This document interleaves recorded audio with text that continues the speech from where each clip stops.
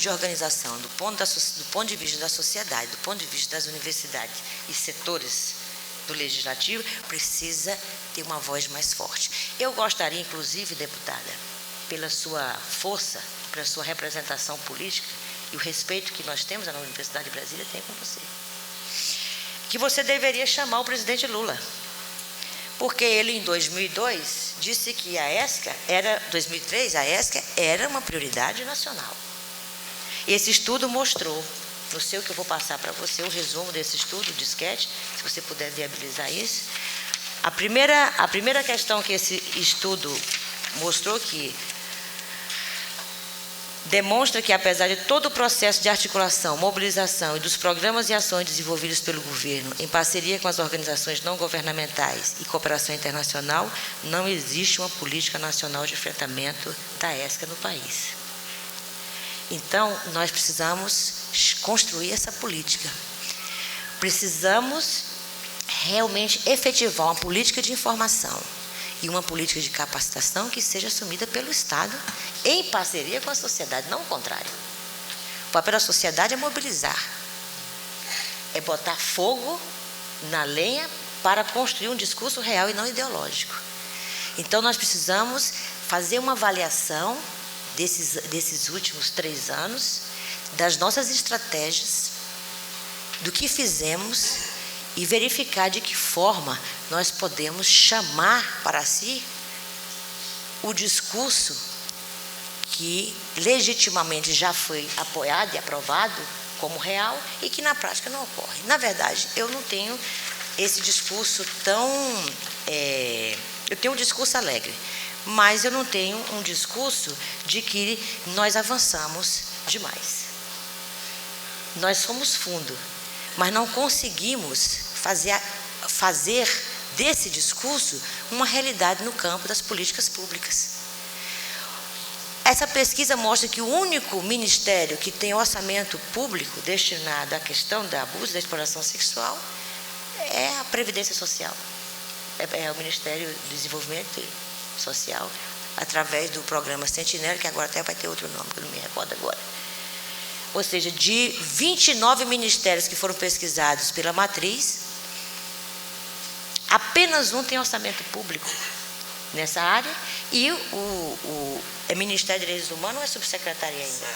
É Subsecretaria de Direitos Humanos, que tem um orçamento, e aqui no jornal também já mostrou que os dois lugares que vai ter maior corte de recursos é trabalho infantil e exploração sexual de crianças, abuso e exploração sexual de direitos humanos. Então, quer dizer, nós precisamos rever nossa prática política para a gente empoderar melhor essa relação entre Estado e sociedade, porque a sociedade civil, ela não pode perder sua autonomia em relação ao seu papel de enfrentamento da questão pública. Ela tem que ser uma parceira mais ativa e autônoma. Então, eu tenho que repensar esse conceito também. E eu entendo que as 3 questões que eu vou deixar para vocês, para todos nós pensarmos como responder isso, se você conseguir chamar o presidente Lula para ampliar essa discussão e ver de quando ele priorizou até agora o que precisamos caminhar, como precisamos avançar nessa relação do discurso do Estado em relação às respostas sociais.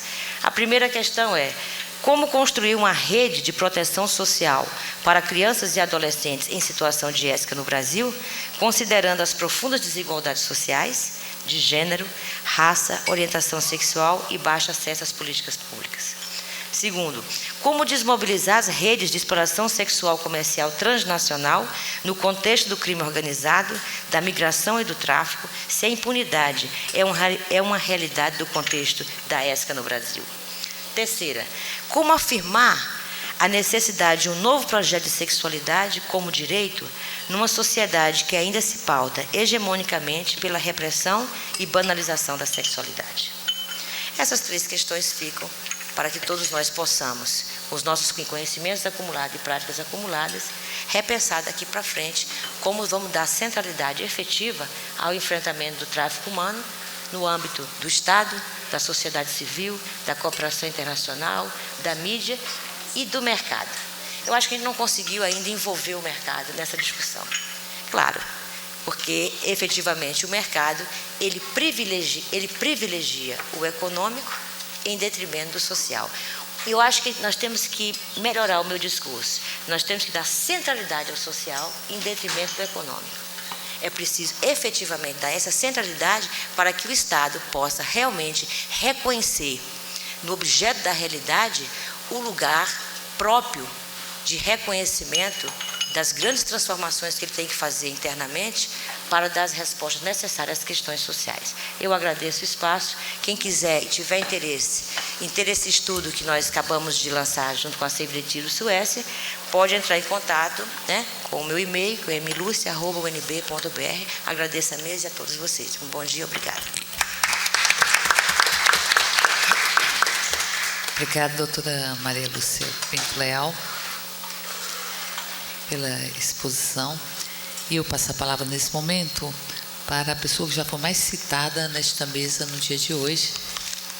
Já até disseram que é o comitê da Aldair, que em verdade é uma construção coletiva, mas que, porque é referência para todos nós que trabalhamos nesta área. Eu passo a palavra para a doutora Aldair Brasil Bart, do Centro de Referência e Estudos e Ações sobre Criança e Adolescente CECRIA, e uma das coordenadoras e organizadoras e a cara do Comitê de Enfrentamento ao Tráfico de Seres Humanos aqui no Distrito Federal.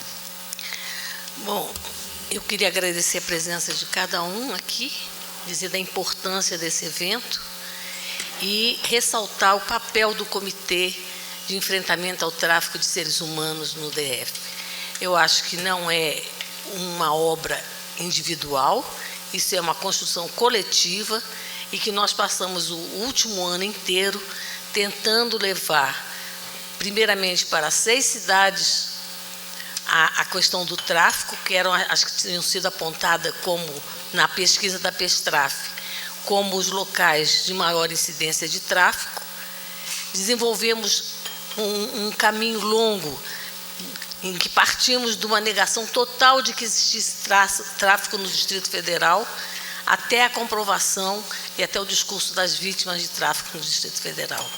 Esse comitê foi formado em Ceilândia, Taguatinga, Núcleo Bandeirante, Gama, Plano Piloto e Planaltina. Nós desenvolvemos uma discussão, uma tomada de posição nesses núcleos, como nós estamos chamando. Pessoas foram indicadas por essas pessoas que participaram de vários seminários para compor o Comitê de Enfrentamento ao Tráfico do DF. Então, tem um ano que o comitê está funcionando e nós já conseguimos, na participação desse comitê, a presença das secretarias de educação, da Secretaria de Saúde, da Secretaria da Assistência, a Subsecretaria de Direitos Humanos, da Secretaria de Segurança, um trabalho efetivo, junto com as representações populares. Uma vez que nós acreditamos que a questão do tráfico ultrapassa um órgão, uma ONG, ou o governo isoladamente, ele precisa ser tomado como um todo. Tudo que foi dito aqui da necessidade de políticas públicas para o enfrentamento do tráfico no Brasil, é claro que precisa também que eles sejam tomados como referência para o Distrito Federal. Nós estamos numa longa caminhada que nós estamos apenas iniciando, mas que nós estamos tomando consciência da importância do trabalho de prevenção. Nós acreditamos que é muito importante cuidar das vítimas, mas é mais importante não fazer vítimas. Daí nosso trabalho junto à educação, aos jovens e também o trabalho junto às famílias. Mas eu acho que, como o comitê ele é uma personalidade importante, eu vou passar os restantes das informações para o representante do comitê.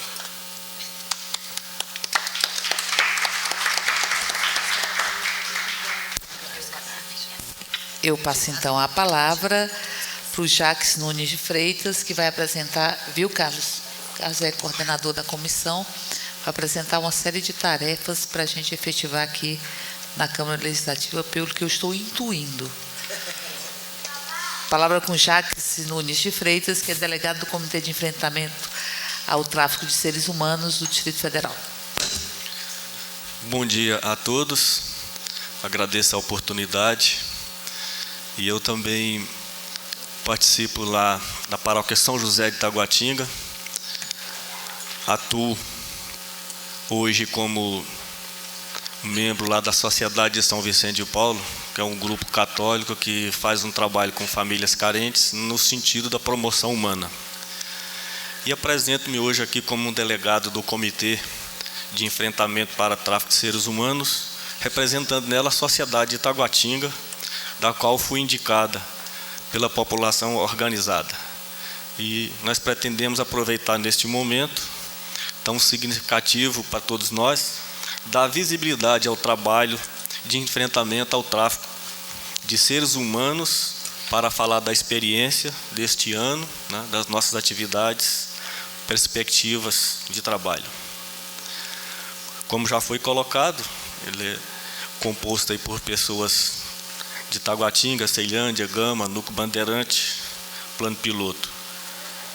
Nós nos reunimos mensalmente sob a coordenação alternativa, ou seja, cada mês um delegado é designado e exerce a função de coordenador do comitê.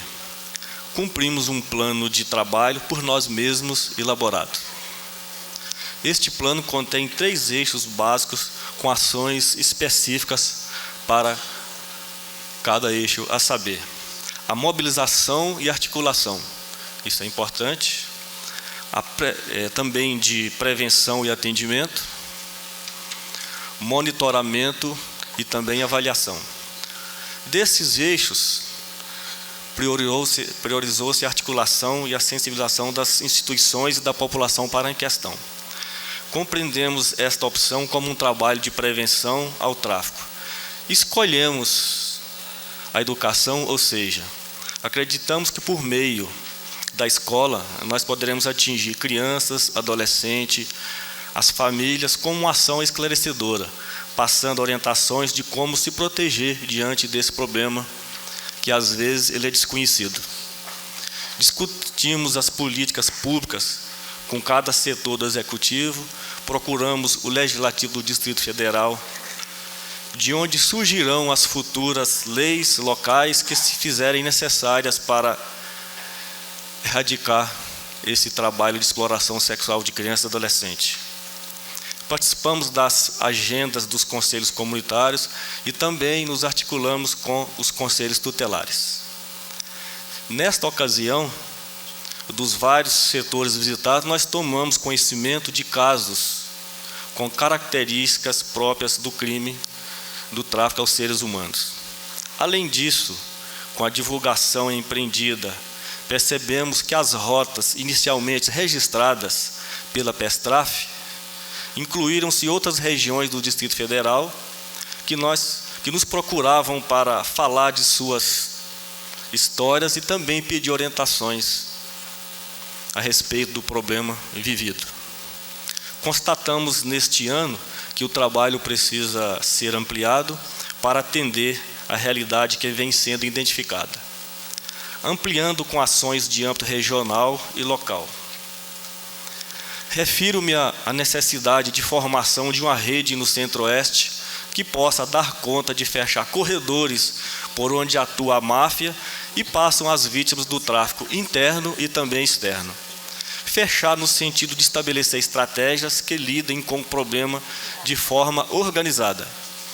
Lembramos, para tanto, de sugerir à Comissão de Direitos Humanos da Câmara Legislativa do Distrito Federal, com a devida concordância de sua presidência, que sejam convidados as comissões de direitos humanos do Estado do Mato Grosso, que fica em Campo Grande, Goiás, em Goiânia, e Cuiabá, no Mato Grosso. A.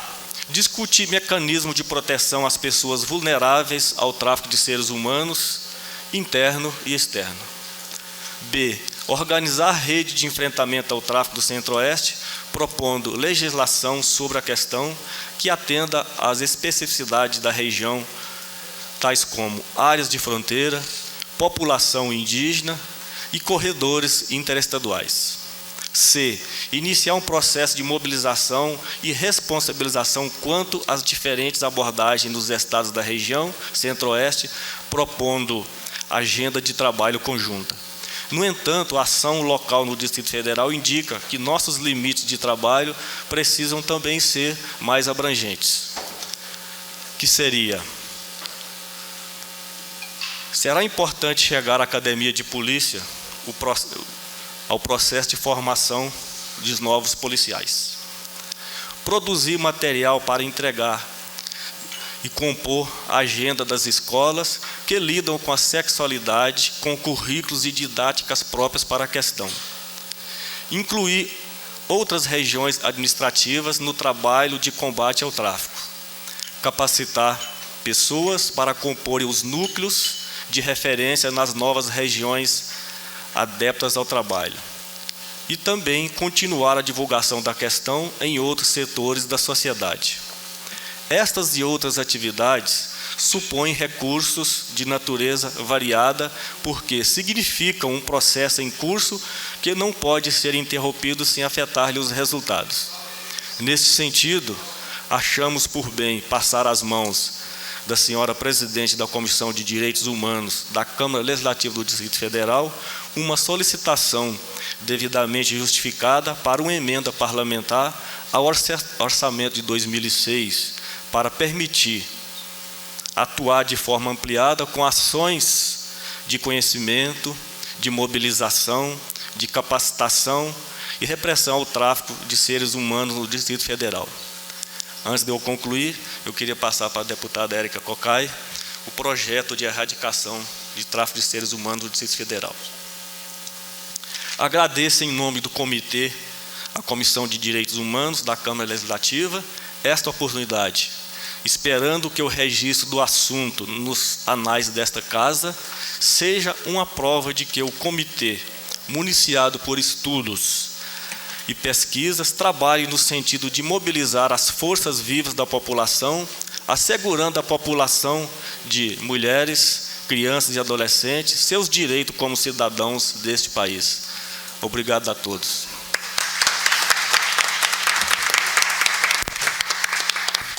Eu agradeço ao Jacques ter argumentado isso e ter colocado as tarefas e os desafios para a própria Câmara Legislativa. Nós assumimos a emenda, nós vamos apresentar a emenda do ponto de vista de empoderar a luta de enfrentamento ao tráfico com as suas várias leituras e várias responsabilidades institucionais. Até porque, aqui disse bem Aldair, isso é uma discussão intersetorial, nós não vamos combatê-la apenas com viés, seja o viés da segurança pública ou outro qualquer, ou das próprias políticas sociais, tem que ser pensado como um todo.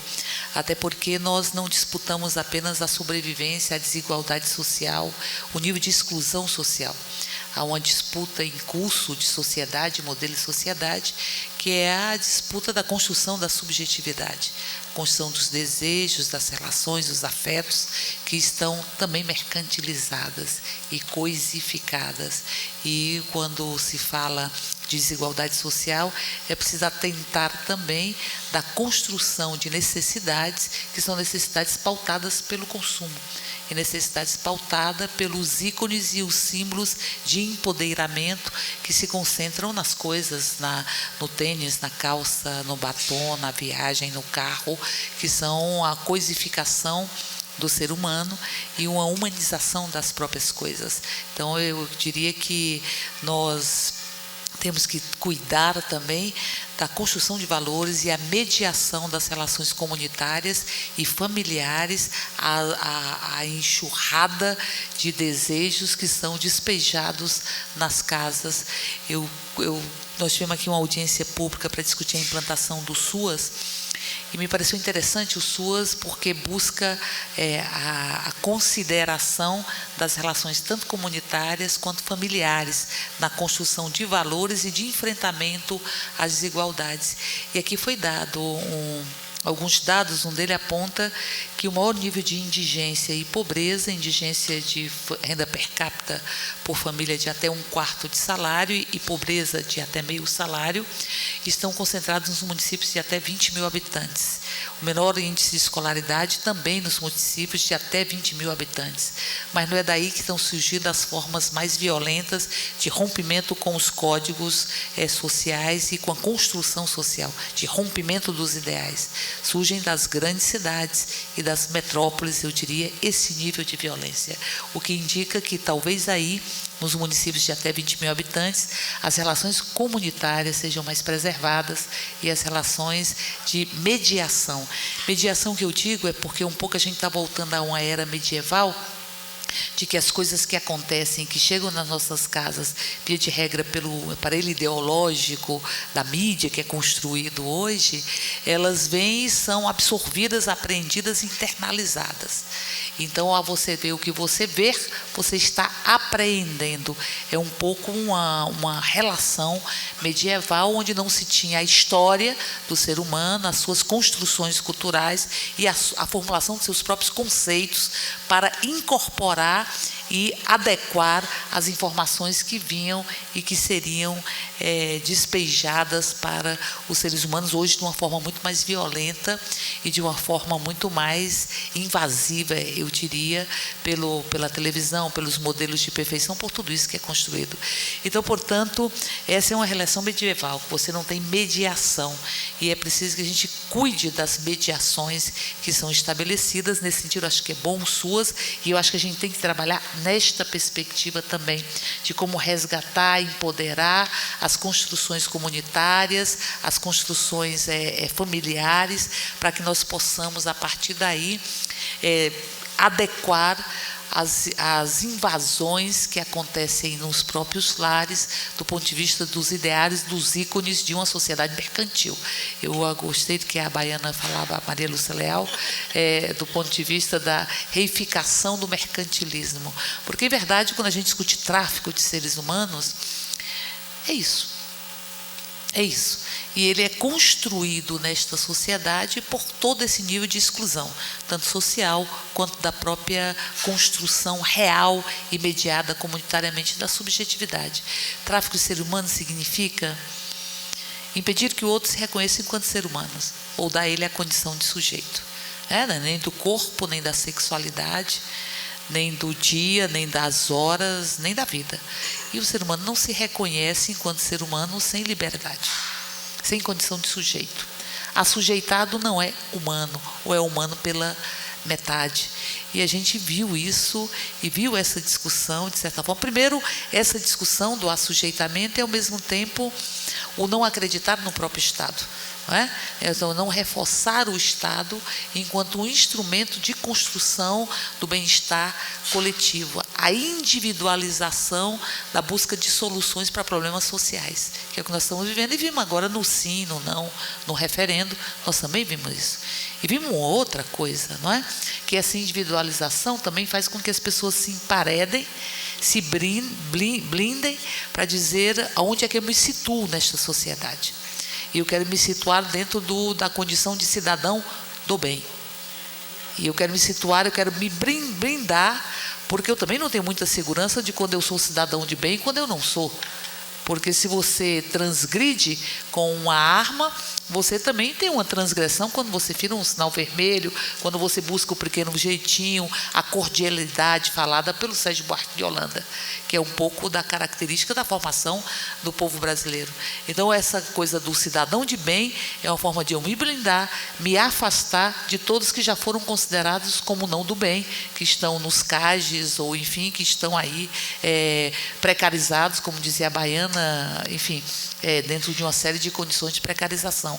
Então, eu acho que a gente precisa refletir sobre todos esses elementos. Aí, nesse sentido, é que eu acho que é importante esse processo de empoderamento, para a gente discutir esse retomar das relações comunitárias, familiares, empoderar a própria comunidade, dar a ela a condição de sujeito e sujeito coletivo, que é assim que se constrói as grandes transformações, e nós estamos absolutamente dispostos a encaminhar neste sentido aqui na Câmara Legislativa, tanto do ponto de vista estamos assumindo a emenda orçamentária, como do ponto de vista também de assumirmos a organização desse encontro de Comissão de Direitos Humanos do Centro-Oeste com essa perspectiva. Portanto, todos que estão à mesa sintam-se reconvidados para o encontro agora do Centro-Oeste, para que a gente possa discutir uma articulação do ponto de vista de proposições legislativas.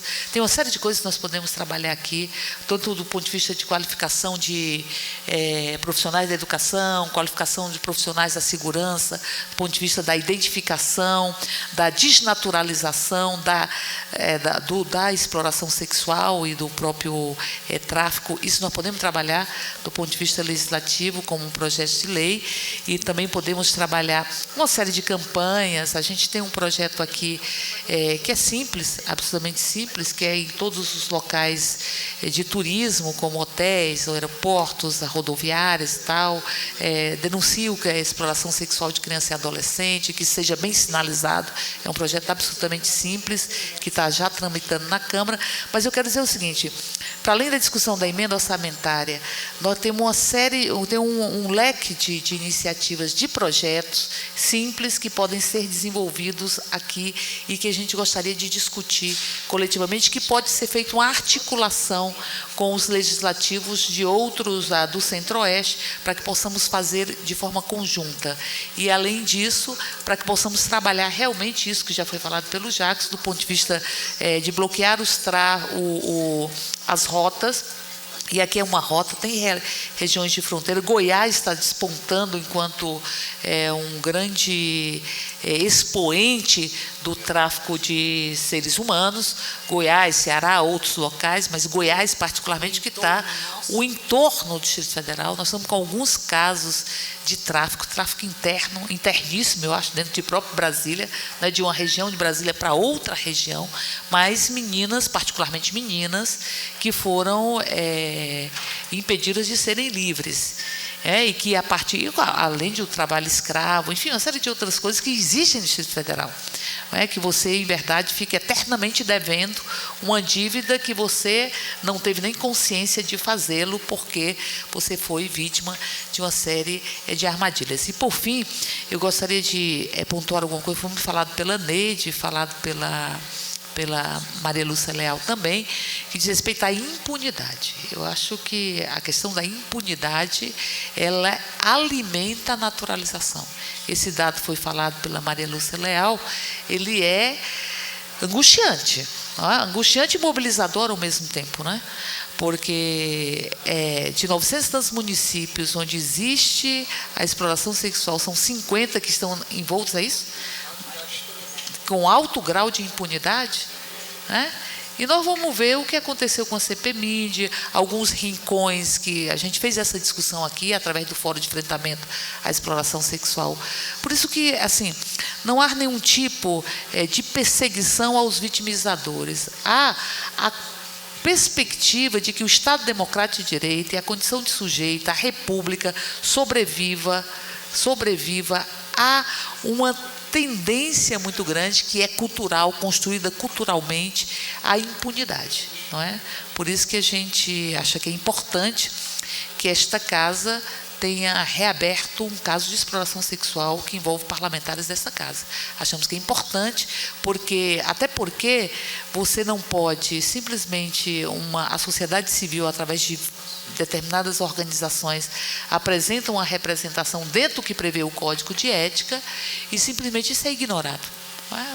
Então, que passe por um crivo e que se assumam as posições e que se discuta, sem nenhum pré-julgamento, sem nenhuma premonição do que irá ocorrer. E não apenas se ignore que exista. Chega de invisibilidade. Seres humanos são muito invisíveis nessa sociedade. Ser humano enquanto ser humano é muito invisível.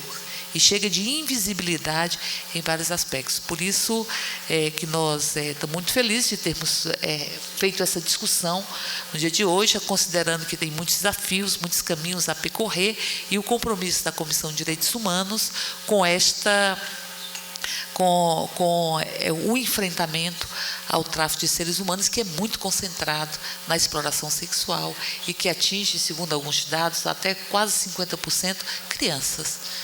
Crianças e particularmente adolescentes, e em quase 80, enfim, ou mais que isso, mulheres. Então, portanto, disse bem a Marina aqui, tem recorte forte de gênero e tem recorte forte de faixa etária, de idade, e além disso, um recorte absolutamente visível de classes sociais. E esses 3 elementos são elementos que precisam ser desconstruídos do ponto de vista do preconceito e da vulnerabilização destes segmentos, das suas fragilizações no espaço que tem que ser construído nas relações sociais de um país justo e igualitário. Por isso eu encerro essa audiência pública com já os compromissos firmados e convidando vocês para a próxima, que será do Centro-Oeste, não é isso? Será do Centro-Oeste que a gente vai fazer essa discussão. Nós temos uma boa parceria aqui, a Comissão de Direitos Humanos local, do DF, tem uma boa parceria com a Comissão de Direitos Humanos de Goiás. Uma boa parceria. Até porque, como a gente trabalha o entorno, e toda vez que a gente tem ações no entorno, a gente sempre busca fazê-lo em parceria com Goiás. Então, tem uma boa parceria, um bom contato, não teria dificuldade. Teríamos que ir aí tentar buscar o Mato Grosso e Mato Grosso do Sul para que a gente possa traçar essa estratégia da região. Mato Grosso também é avançado, tem uma peculiaridade do Estado que apontam com isso também, não é? E que a gente vai buscar trazer essa experiência generalizada. Uma boa tarde para vocês e muito obrigada pela presença de cada uma e cada um de vocês.